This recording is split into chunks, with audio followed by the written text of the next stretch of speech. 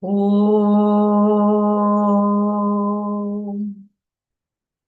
Om.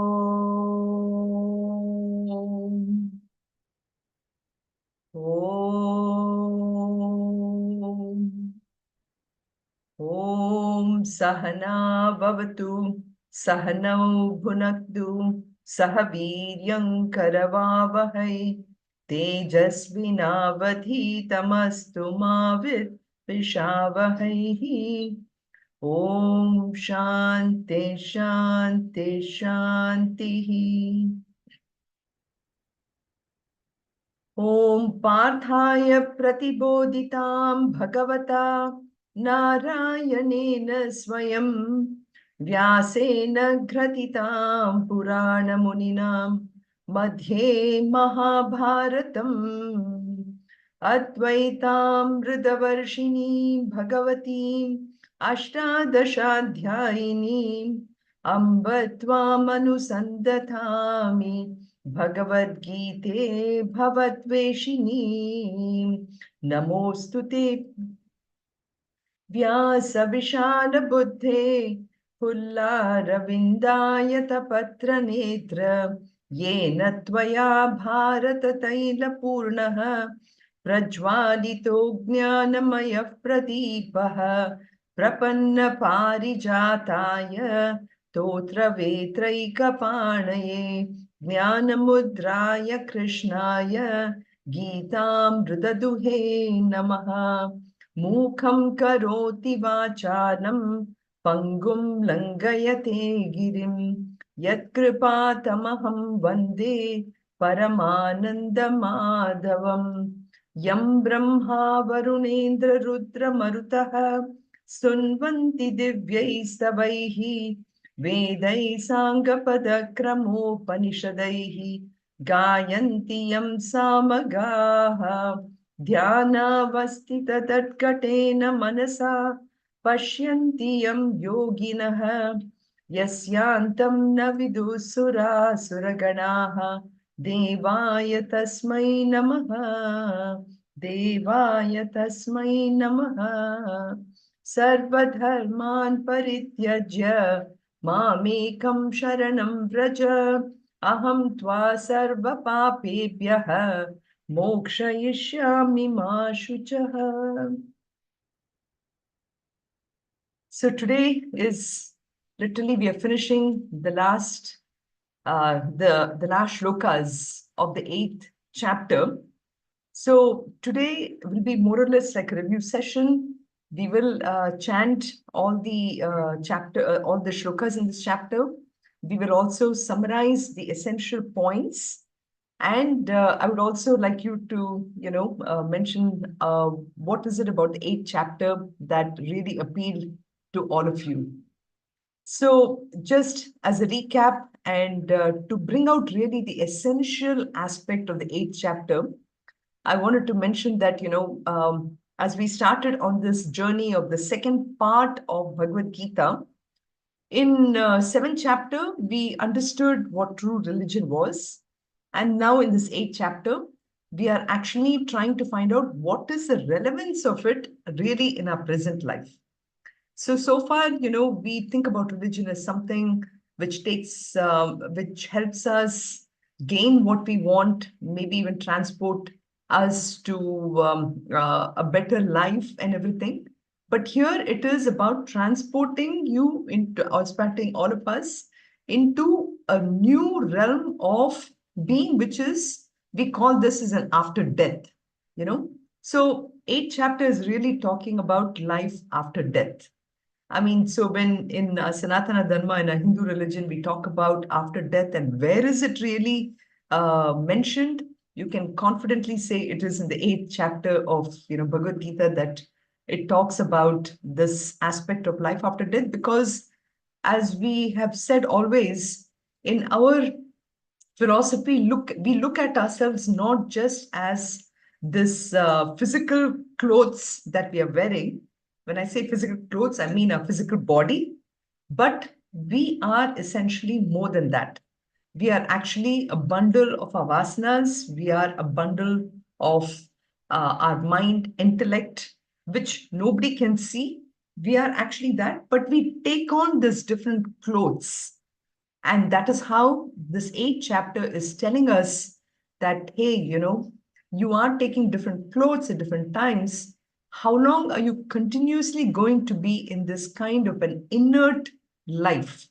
Don't you want to lead a very much more dynamic life? And what do we mean by dynamic is really understanding what my purpose of life is and what is it that drives me. So that's what this eighth chapter is really about in a simple sense, but at the highest level, it is taking us to understand really that I'm actually way beyond all this body, mind, intellect. And that's what the last two shlokas where we focus on. So, from a reflection point of view, I just want to also explain that we as jivas, we're helplessly coming into this world, we leave this world, and just like how we go to sleep and we magically get up, that's how it works. So that is why in the shloka 5, which is really Gita's asking, you know, I mean, this is for sure, it's going to happen to all of us. And that is when I'm going to give up this physical clothes, that is my body, what is it that is going to drive me as a thought into the next body? What is going to be that last? So, antakale cha mameva smaran muktva kalevaram ya prayati samadbhavam yati na asti atra samshayaha. So, yam yam bhavam, we talked about this shloka about whatever we think, that is going to be the last thought. And for us, we can never decide when that last day is going to be. And I don't know if I mentioned last time this true story, which is Ashok's cousin brother. His daughter literally went to the gym, 24-year-old, and she just goes to the gym and she collapses right there. She has a heart attack. It was just so sudden, so 24-year-old, I mean, hale and hearty, you could never even imagine something like this happening, right? So we just have no idea at all when our last day is going to be, So so in the eighth chapter, it is really, really telling us, so how do you want to lead your life? That So is did what. she die? Did she die? Yeah, immediately collapsed, heart attack. Oh. Yeah. Okay. Yeah. Later, Geeta, I'll touch base with you. Maybe you may know them also, So that. Recently? Did it happen recently? Yeah, it was in the papers and all that also. If you just Recently, Google, like if you week? Google 24-year-old Dr. Kripak, you Oh. will see the information. It came Okay, out in the okay, news and all that. So, okay. so the idea is we have no control over what our last day is going to be. But we do have control over what my last thought can be. That is for sure. And the way we can really have the control over it is really every moment fill it with really noble thoughts, right? Every moment think about goodness to everybody. Every moment think about how I'm living the life not for myself, but for others. Because, when really the order comes from when Lord Yama is coming, to take this physical body out, he's just going to drag the physical thing. That's all. But he's not going to take the sukshma sharira, like we say, and there's vasanas and all that. That's not what he's going to say. At that point, I cannot say, wait. I still have so many things that I want to finish. And interestingly, I was having this conversation with my brother just on Sunday. And he said, we were just generally having a conversation, do you really want to take a next birth and everything? He said, yes, absolutely, I want to do that. I said, why? He said, well, there are so many things I still haven't fulfilled, and I don't know when, until how long I live. So I do want to take a birth to fulfill all this. But the thing is that Yama is not going to listen. He's going to take this body away. And, really, sometimes who really cares about this? Nobody actually, we think that, everyone is going to worry about when I die and everything, but nobody really bothers about this at all, really. I mean, I'm not being very negative in that sense. What I'm saying is, yes, there will be thoughts for some time, but after some time, so I need to worry about myself. That the whole point is, I need to worry about who I am, how I'm leading this life, because I have no control over till the last day. So the whole idea is to live as if today is the last day. And many Mahatmas actually have said that when you go to bed at night, again, I might sound very pessimistic here, and it's like the end of the day for you, you're going to go to sleep. So this thing that Mahatma says that when you go to bed at night, do not expect to get up tomorrow morning. Consider today to be the last. You know, then if you really get up in the morning, you feel, wow, I have another day. This is such a bonus, and we'll start the day with a lot of gratitude, you know. So that's the whole idea. So whenever I go to bed, I have to think, okay, I've done everything that I want for today. I have no debts at all for tomorrow. Anything, whether it's material, psychological, emotional, nothing. I have actually nothing at all. I'm a very contented person. And if I do this, then I can actually end the day. And it is such a stress-free buster, actually, if I can do that. By end of the day, just say that I've tied everything, I'm done, and you start off the day with a very good feeling. And, so this is the kind of life that 8 chapters really, really, in a very practical sense, asking us to do, because for many reasons, but any questions, I'll just pause at this point and ask, is do you get that sense from this chapter, which is very important? And that's why I started off with a reflection on this thing. Okay. I don't know if somebody else can ask. I have a question, but I will ask. Anybody else?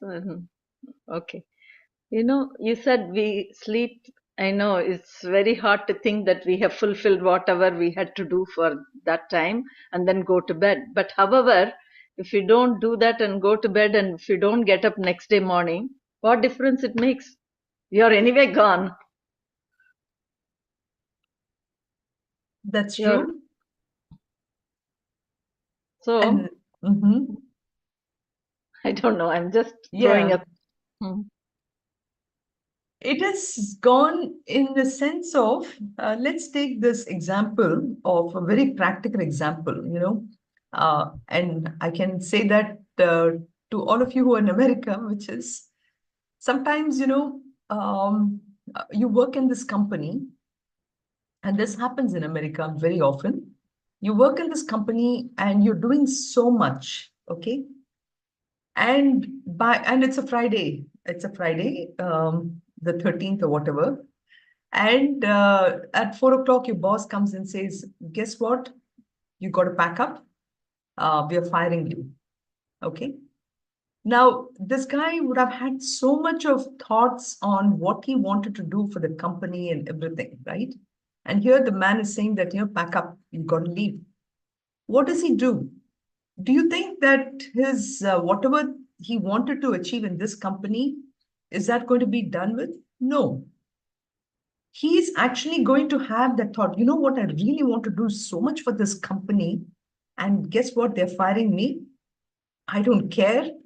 I'm going to go to the next company and I'm going to prove myself that I can do so much. I can even compete against them. Now that I know how these people are, I'm going to pull them down. Whatever. I'm just giving this as an example. So that thought will not leave him,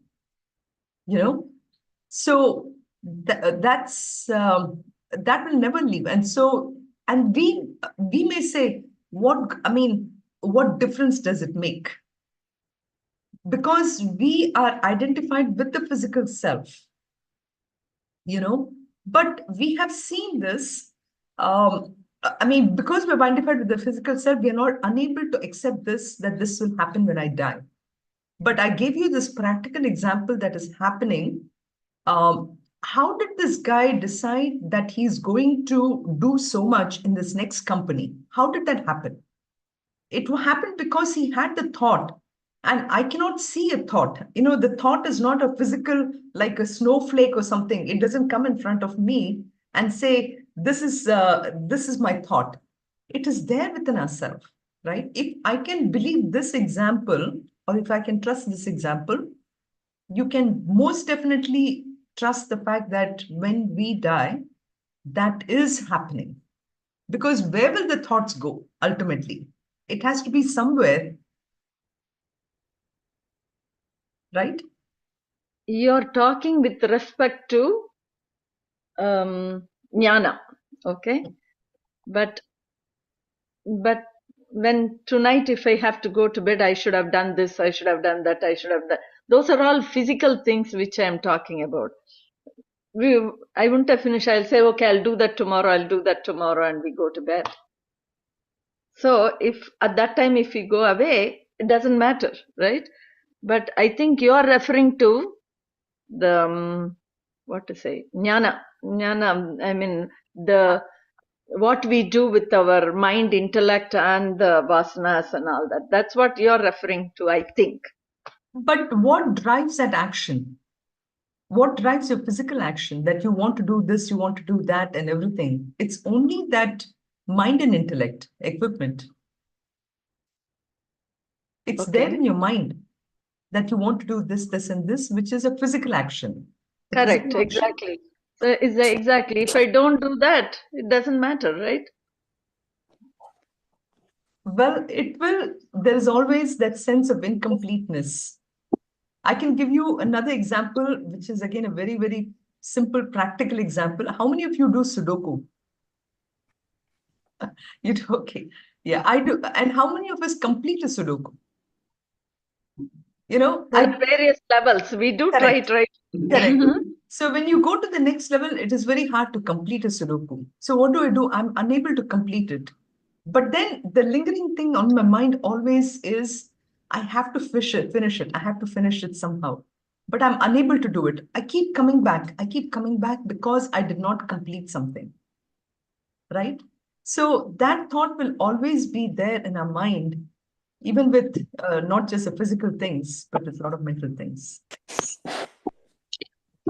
Yeah, Anand, you want to say something? I'm just opening this up a little bit because that is the relevance of 8th chapter. There are only 2 shlokas to finish, which is very easy. We'll be done with it. But it is important to get the essence of this aspect. And that's why I put 3 or 4 sentences today. And we wanted to make sure we discuss that. Yeah. Yeah. Anand, yeah. Just in those lines, if there is some unfinished tasks are there, and then a person leaves without finishing them, right? Leaves the world without finishing them.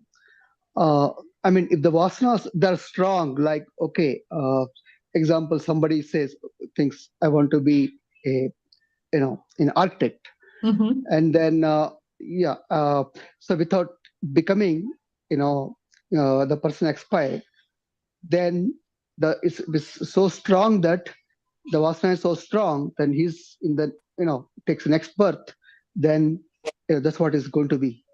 So correct. I think that's something related to the unfinished tasks, or what happens. That's my thoughts basing on some of the studies. You're right. So when the vasanas are really strong, it will happen. And we see the evidence of it in our real life. That's the whole point I'm coming to is how we're leading our life today. How are we watching our thoughts?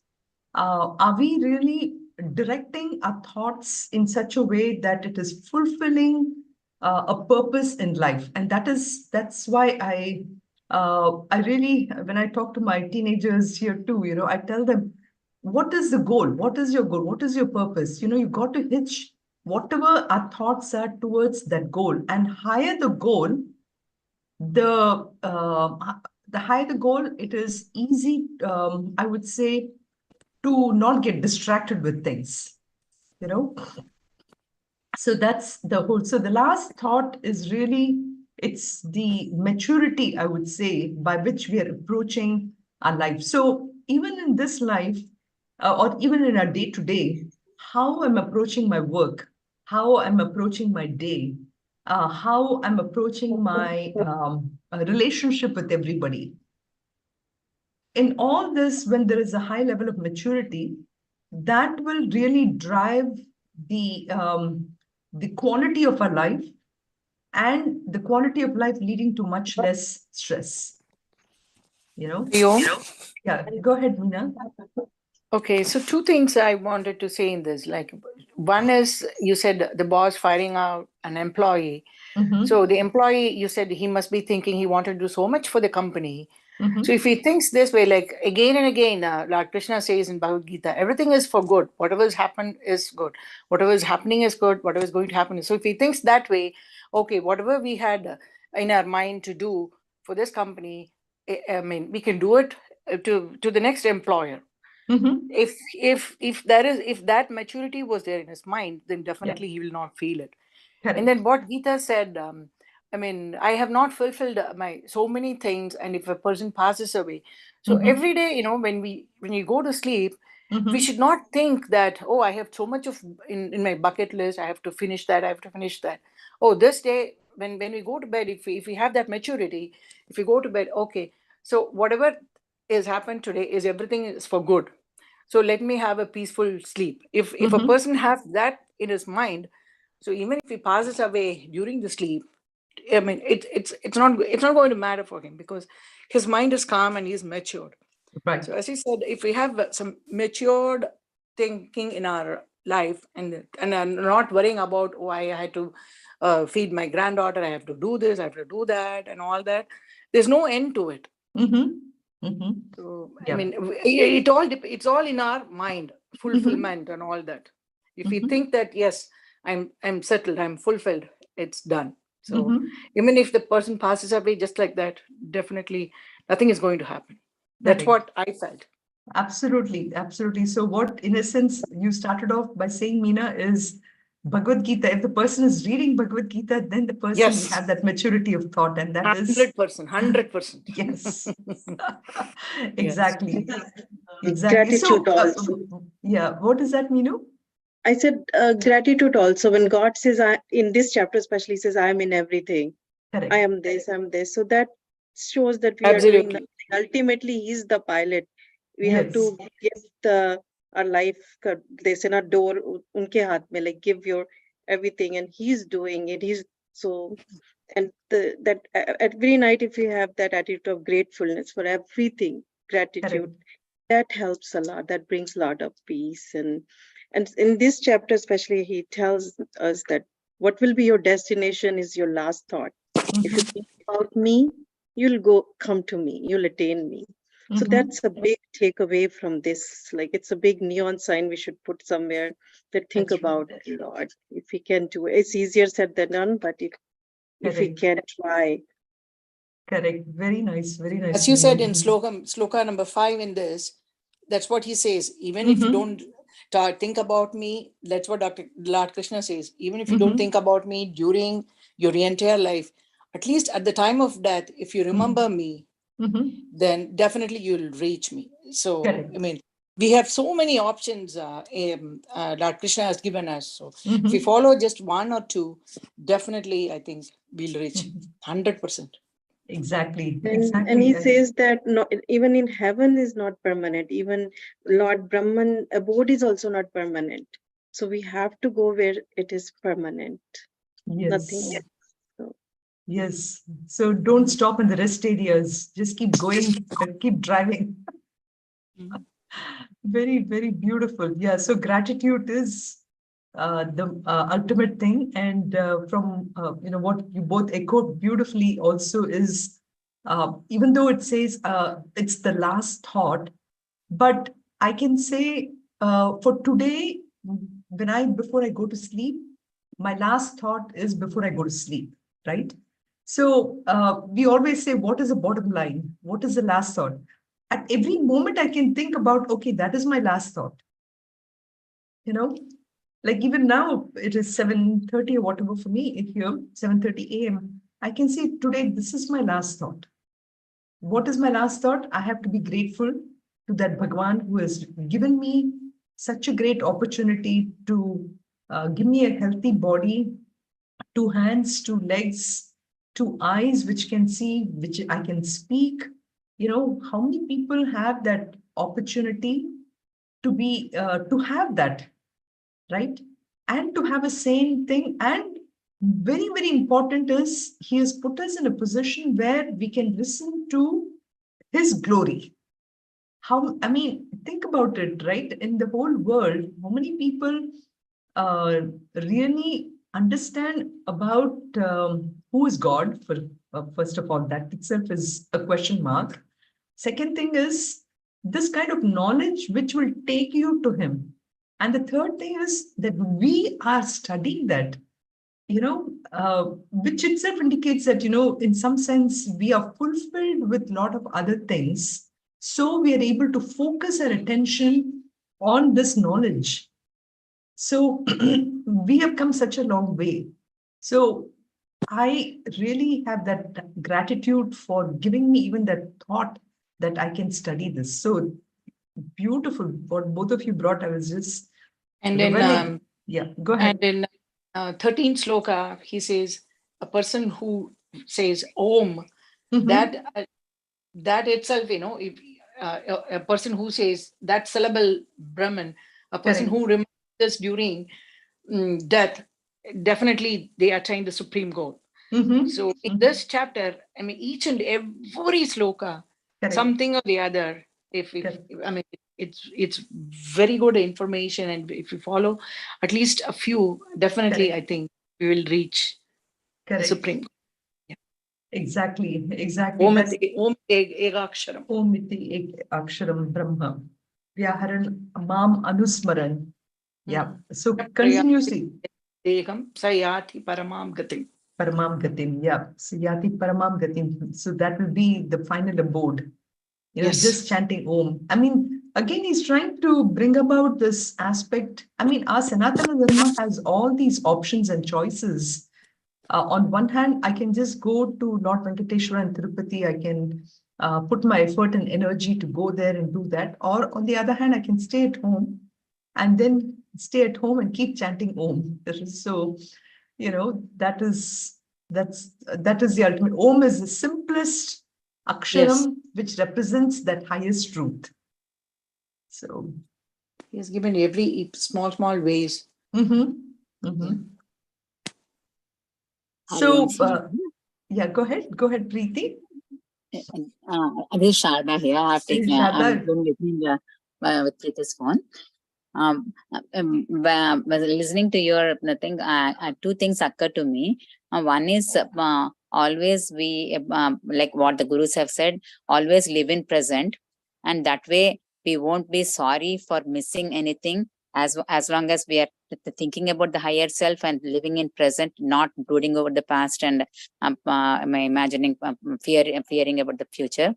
And then like there is a common saying that do what you do tomorrow, today, and then do today's now. So that way, try to be done with as much as you can and keep moving forward. So that way, we should not be sorry for anything that if our life abruptly ends, kind of thing. So that's what I thought I'll share. Very nice, Sharda. Spoken so beautifully. That is what you echoed is Kabir Das Doha, right? Kal kare jo aaj kar. I think Meenu knows that very well, right? Yeah, aaj kare so pal mein pralay hoegi, bahuri karoge kab. Like in 1 minute dies. So yeah, very nicely said. Beautiful. Very, very nicely said. Yeah. The being present moment. Very nice. Correct. Even in sloka 22, he says, one can attain me with true devotion. He's a satisfied person and everything is within himself. That is what I was trying to say, a fulfilled person. In 822, Purusha Saparaf Partha Bhaktya Lapyas Twadanyaya tvananyaya yasyan tani bhutani yena sharvam idam datham. Correct. So Correct. everything is within ourselves. Mhm. That's what he says. Exactly. Very nice. Oh my God, each and every sloka you can keep Yes. reading. Correct. Exactly. And then couple other important points this chapter addresses is this question of, really, if we want to know which, I mean, imagine again, see these great rishis, Mahatmas, how did they even research into something which you cannot see? How sukshma must have been their intellect to understand what is happening when a soul departs from the body. I mean, there is enough information in our Shastras to show how the soul departs, from which part of the body it departs, everything. I mean, Bhagavad Gita and all the Upanishads, they don't deal with this, but there are many other Puranas, they all talk about it, right? So the only thing that Bhagavad Gita here will say is that the soul departs. I mean, imagine the soul departing from the body, but then something has to carry that soul, right? What is it? What is carrying that soul? It is basically nothing but our own thoughts, our own thoughts, which is in the form of any kind of desires or actions. Whatever, that is the one which is actually carrying that soul, out of the body. And in my mind, suddenly this picture of a kite came. When a kite is flying, what is holding that kite? It is a thread, So that thread is how this whole thoughts are really going, So that is what here he talks about. The soul basically departs. There are two paths for it. One is, he says the Uttarayana and Dakshinayana. The Uttarayana is the path of the sun, and the Dakshinayana is the path of the moon.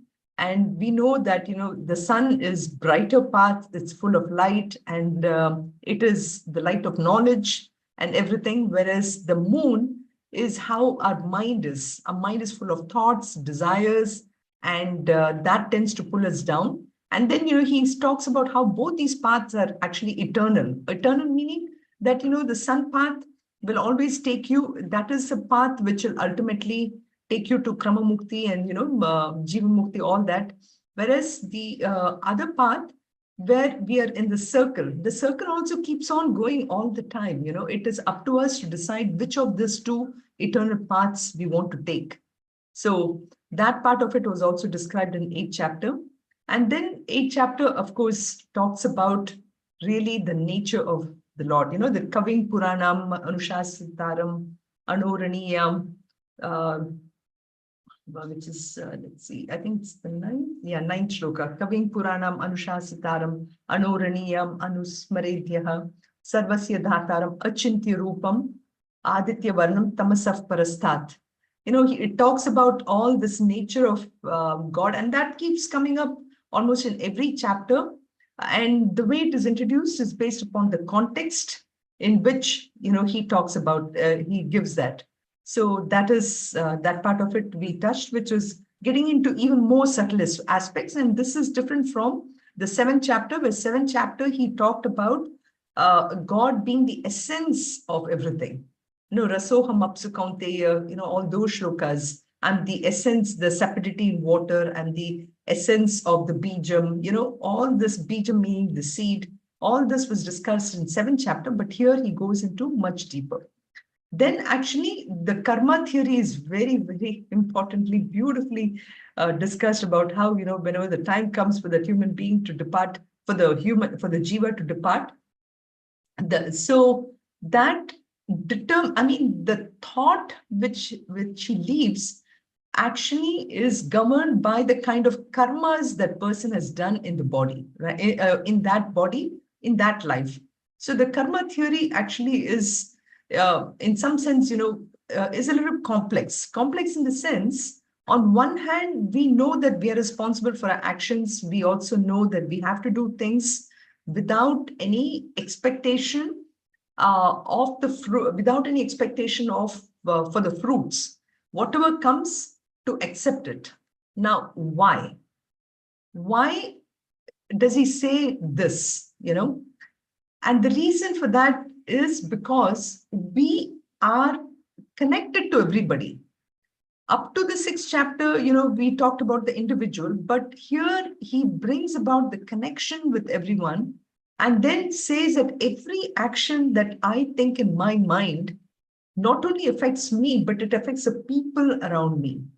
And depending upon the strength of my action, it can affect more people around me. For example, let's say I'm the CEO of a company. If I'm the CEO of a company, every small action that I do or I don't do has a far-reaching consequence.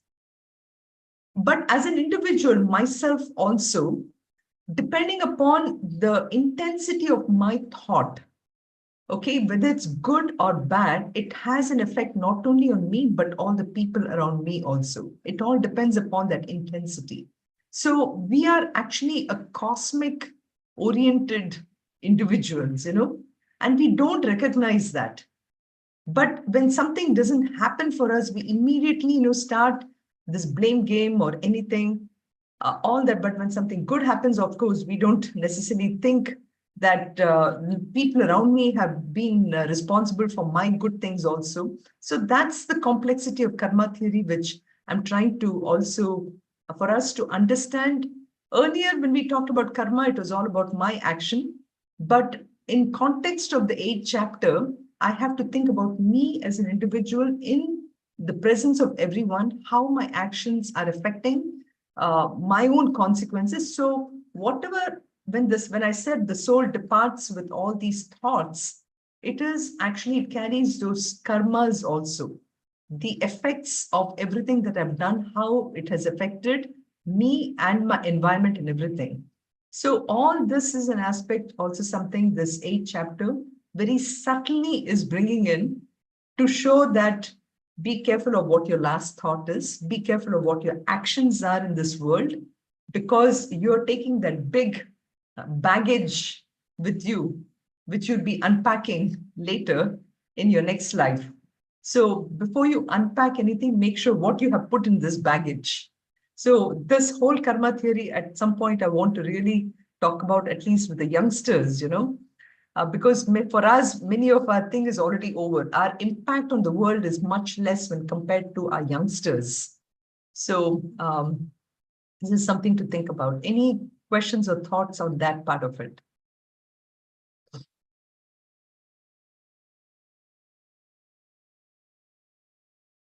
So it's almost like, it's like a silkworm. A silkworm builds a cocoon around it, right? And in this cocoon, you are actually building that much amount of desires or karmas as you're taking it. So that needs to be thought about. So that sort of kind of wraps up. I wanted to bring those 4 different points from this 8th chapter. And so from in shloka number 23, we had seen this path, the 2 paths were starting to be described. He basically says about the 2 things. And then in 24, he talks about the bright path or the Uttarayana and Agni Jyoti Shuklaha Shanmasa Uttarayanam Tatra Prayata Gachanti Brahma Vida Janaha. So only people who really have understood this knowledge, they go on the bright path because that leads them further. So here everything is filled with light. That's what we said. Then in Shloka 25, he actually talks about this other path, which is the path filled with smoke and, which is a dark path. And here, following this, he returns back. What he's trying to say is the person returns back to, and here, the word yogi is used primarily mainly because this person is a much evolved person, but he still hasn't reached that ultimate. And so he needs to come back to fulfill his last karmas and everything. And then in 26, he basically talks about how these 2 paths are eternal, as we talked about. One leading you further, but the other one, you keep coming back. So then the last two shlokas, which I wanted to just wrap it up, which is Naite Shruti Partha Jana Yogi Muhyati Kaschana Tasmat Sarveshu Kaleshu Yoga Yukto Bhavarjuna. So he says, an intelligent, smart person, again here intelligent and smart from a point of view of the knowledge.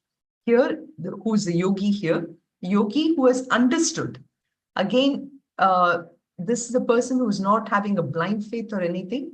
This person has truly understood this knowledge, and he, knowing these two paths, no yogi is deluded anymore. Therefore, be steadfast in yoga. So the key word here is yoga, which is understand the purpose of life, understand how one can be integrated and move on. So that's the idea here.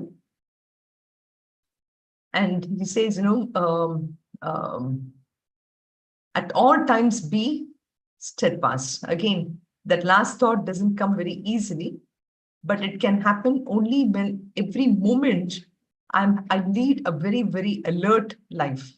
I understand this chapter. I lead that alert life of not allowing any temptations to tempt me, and then also leading a good life and not, hurting anybody. Like in 12th chapter, there is a beautiful word, Sarva Bhuta Hite Rataha. Sarva Bhuta, with every being, Hite Rataha. I just love people. I have that compassion. So that's what he's trying to say. And to have that clear, once again, let me just issue here. So to have a clear vision of the goal is very, very important. And to have a vision of the two paths that we talked about, how this, do I want to be on the bright path, or do I want to be in the smoky path? I mean, again, the words are so carefully chosen here. Dhumne, the smoke. What does smoke do? It fogs up the mirror, it fogs up the glass, it doesn't allow us to see through. So today we are leading a life which is a very foggy life. So do I want to be in this foggy life all the time? No, not really. I need to have a very clear vision, and I need to work towards it. So that is the thing. And so the last shloka, basically, Shri Krishna concludes it, where, he has basically given us really the flow chart, for the afterlife. So with this, we have the ability to get the best life for ourselves.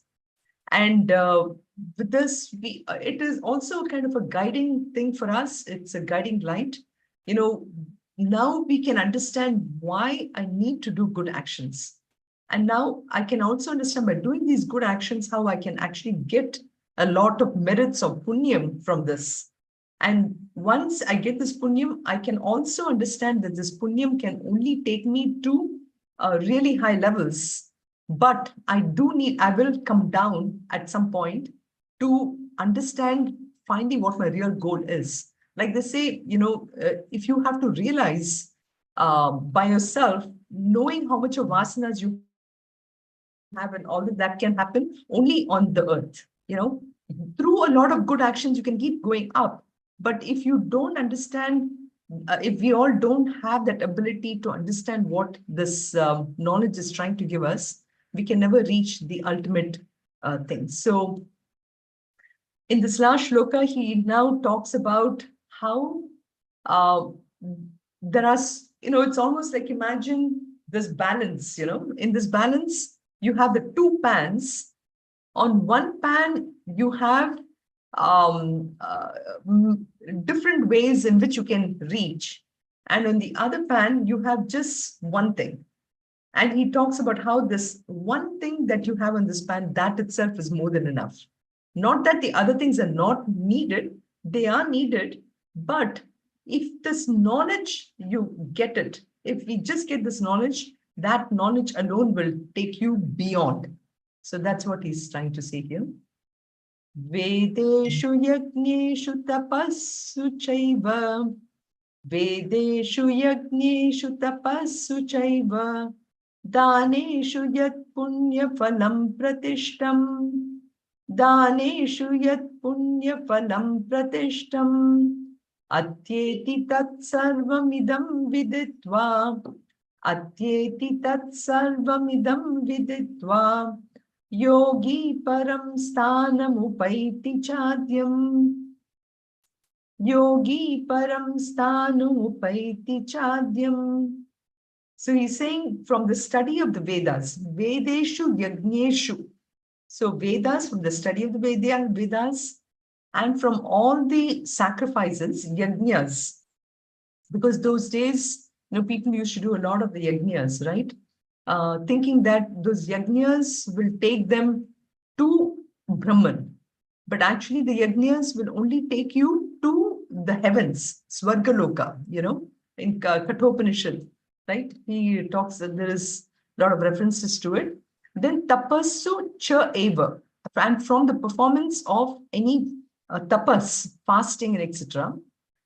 And then daneshu yat punya phalam pratishtam, and also from charity, whatever fruit or merit is said to accrue from all of them. So these are the four things from study of Vedas, then from yajnas, from tapas, and from dhanam. Okay. So that is all in one pan of the balance, okay? Then, but beyond all this, he says, beyond all this, one has to know this knowledge of these two paths, the way he described what is the path of the sun and the path of the moon, Uttarayana and Dakshinayana. So he says one has to know this knowledge. That is very, very important.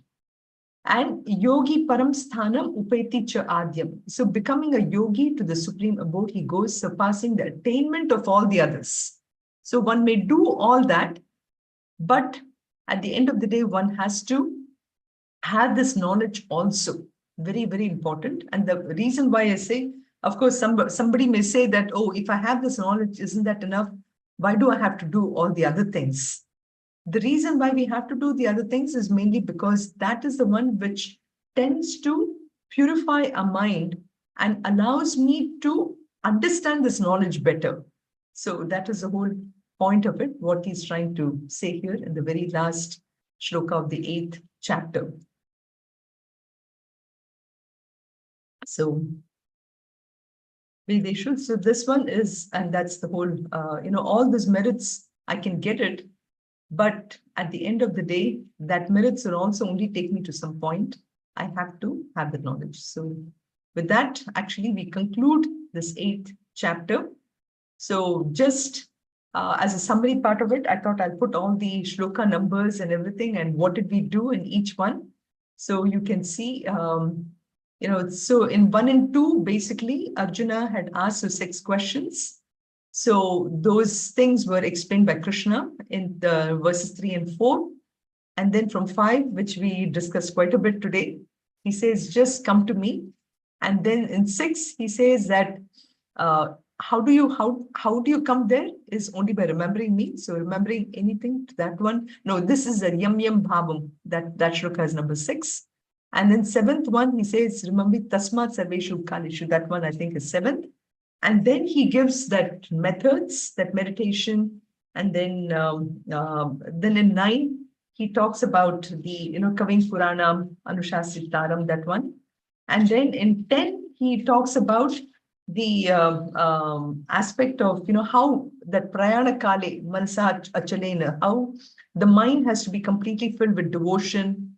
That one he talks about in 9, in 10, that is. And then in 11, he talks about, this, there are 2 paths, the Krama Mukti, which is by stages. So in 11, he talks about the staged effect, and the continuation is actually in 12 and 13, where he talks about, with that Om iti Aksharam, that is the 13th verse. But prior to that, he talks about how, again, the focus has to be there, how our senses has to be controlled, and how, engage the control of the pranas, all that. That is 13. And then in 14th one, which again in chapter 9, we will be coming to this Ananya word will come there in chapter 9, So he says, Ananya Cheta Satatam Yomam Smarati Nityashaha Tasyaham Sulabha Partha Nitya Yuktasya Yoginaha. That is the fourth one, which is about really having that Ananya Bhakti, And he then this promise in 15th about how, how great Mahatmas have achieved this, as if to say that, Arjuna, so trust in me. That is really the truth, that's what he's trying to say. And then we have in the next set of verses, where you see that whole cosmic time cycle was described in all these verses from 16 to 22, about the Brahmaji's length and breadth of the day, and how, then describing about Brahma's, about what happens during sleep, how the unmanifest, we all go into this unmanifest, and then the unmanifest again gets manifested. And then from there, he describes what is that absolute unmanifest place. So those are the things where he talks about the 20, 21, etc. And 21, he finally says that absolute unmanifest is actually my state. So that's the state one has to reach up to. And then what Meena had mentioned, about how ultimately loving God, that is the only way, having holding on to him. And again, this holding on to him will come up in so many different, in this section, actually, in this section of 6th to 12th, especially the 12th verse, which is so beautifully about devotion. He will come to it more. And then from 23 onwards, which we just did, which is about the two paths. And finally, in 28, which we culminated with today, was really comparing the fruits of each of those two paths. One path is that absolute, that's, I said, the northern path, or the path of light, which is going, beyond everything. At some point, after we gain the knowledge, even the knowledge has to be given up in order to reach that. So again, there'll be more discussion of it in future chapters, but that is where we ended with. Excellent, Sunita. Wonderful. Thank you. Thank you with all your help. You share this just with us somehow? Where can I look for? I took a picture. No, I can send you this whole presentation and send it to you. Anybody who wants. We can recap with just one sentence. We can recap. It was so nice. Excellent. Yeah, especially Thanks for the recap. The glimpse, if you can share it, that will be great, Sunita. I will do that. I'll put it into the WhatsApp. Thank you so much. You're welcome. Do you have this for other chapters also? Yes, for all chapters, I have this. All chapters, I always, the summary, I always put it as the shlokas, and then we do the... This is your own formation. You only made this. I'm putting them together from various sources also, I would say, This so one sentence, one sentence is your own. Wow, very good. Yeah, no, this, like I said, I have a couple of places where I look for this right kind of information. And if I find the good ones, I actually put that and do it. So I wanted to summarize, and that's why I started with the summary in 3 or 4 sentences, what this chapter is about. And I wanted to finish off with how each of these verses then talks about how it goes. Yeah. Wonderful. Thank you. Thank you. Yeah, you're welcome. So we will just chant all the 24 shlokas. It will go really fast, but we'll do it. Om Shri Paramatmane Namaha Ata Ashtamodhyayaha Arjuna Uvacha Kim Tad Brahma Kim Adhyatmam Kim Karma Purushottama Adhibhutam Cha Kim Proktam Adidaivam Kim Uchyate Adiyajñat Katam Kotra Dehesmin Madhusudana Prayana Kale Cha Katham Jneyosi Niyatatmabihi Shri Bhagavan Uvacha Aksharam Brahma Paramam Svabhavodhyatma Uchyate Bhuta Bhavodbhavakaraha Visarga karma sangitaha adhibhutam ksharo bhavaha purushashchadi daivatam adhiyajnyohame vatra dehe deha pritamvara antakale cha mameva smaran muktva kalevaram yaprayati samadbhavam yati natsyatra samshayah yam yam vapi smaran bhavam yajatyante kalevaram tam tamevaiti kaunteya sada tadbhava bhavitah tasmat sarveshu kaleshu manusmara yudhya cha mayyarpitamano buddhihi mame vaishyasya samshayah abhyasa yoga yuktena chetasa nanya paramam purusham divyam yati pathanuchintayan kavim puranam anushasitaram anoraniyam Anoraniyam samanusmaredyah sarvasya dhataram achintya rupam aditya varnam tamasaf parastat prayana kale manasachalena bhaktya yukto yoga balena chaiva bhuvor madhye pranamaveshya samyak satam param purusham upaiti divyam Yadaksharam Veda Vido Vadanti Vishanti Yadyatayo Vitaragaha Yadichanto Brahmacharyam Charanti Tatte Padam Sangrahena Pravakshe Sarvadvarani Sanyamya Manohridi Nirudhya Cha Mudhyadhyayatmanah Pranaha Asito Yoga Dharanam Om Ityekaksharam Brahma Vyaharan Mam Anusmaran Yaf Prayati Tyajan Deham Sayati Paramam Gatim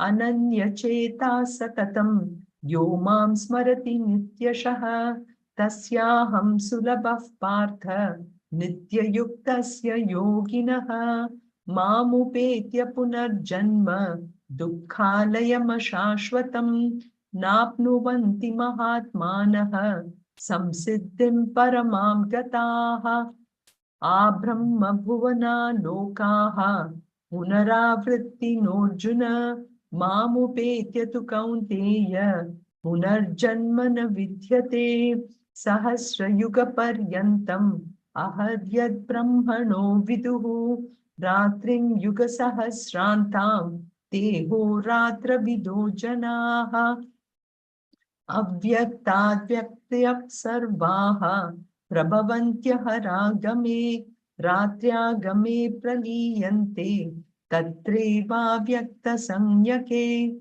bhutagramassa evayam bhutva bhutva praliyate ratyagame vashaf partha prabhavatyah ragame parastasmatu bhavonyat Avyakto vyakta sanatanaha yassa sarveshu bhuteshu nashyastus nashyatsu na vinashyati Avyakto-kshara ityuktaha tamahu paramam gatim yam prapya na nivartante taddhama paramam mama purushassa paraf partha bhaktya labhyastvananyaya yasyantasthani bhutani yena sarvamidam tatam yatra kale tvanavrittim avritim chaiva yoginaha Prayata yanti tam kalam vakshyami bharatarshabha Agnishjyotiraha shuklaha shanmasa uttarayanam tatra prayata gachanti brahma vido janaha Dhumo ratristatha krishnaha shanmasa dakshinayanam tatra chandramasam jyotihi yogi prapya nivartate shukla krishne gati hyete jagata shashvate mate ekaya yatyana vrittim anyaya vartate punaha. Naite shrutit partha janan yogi muhyati kaschana tasmat sarveshu kaleshu yoga yukto bhavarjuna vedeshu yajneshu tapassu chaiva daneshu yat punya phalam pratishtam atyeti tat sarvamidam viditva yogi param sthanupaiti chadyam. Om Tat Saditi Srimad Bhagavad Gita Su Upanishatsu Brahma Vidyayam Yoga Shastre Shri Krishna Arjuna Samvade Akshara Brahma Yogo Nama Ashtamodhyaya. So, 8th chapter is about Akshara Brahma Yoga, so that is the main important thing here. And it is about all Brahma Vidya and it's Yoga Shastri, the way to live it. And this is Krishna Arjuna Samvade. Samvada means dialogue. It's a dialogue between Krishna and Arjuna. So we finish it. You took us to a different world, Sunita. It's all because of all the gurus, all because of Bhagwan, and all because of you that we've been able to complete the 8th chapter, for which I'm highly grateful. I'm especially grateful to Sridhar ji, to Balaji Temple, for giving us this opportunity to really study this. As I said, there's so much of gratitude we have, for being able to study this. So we finish. Sarve bhavantu sukhinah, sarve santu niramayah, sarve bhadrani pashyantu, ma kaschit dukkha bhag bhavet. Om shanti shanti shanti. Om purnamadav purnamidam purnat purnamudachyate purnasya purnamadaya purnameva vashishyate. Om shanti shanti shanti. Harihi Om Shri Gurubhyo Namaha. Harihi Om. And of course, I'm especially grateful to my parents and to my mother who always joins in.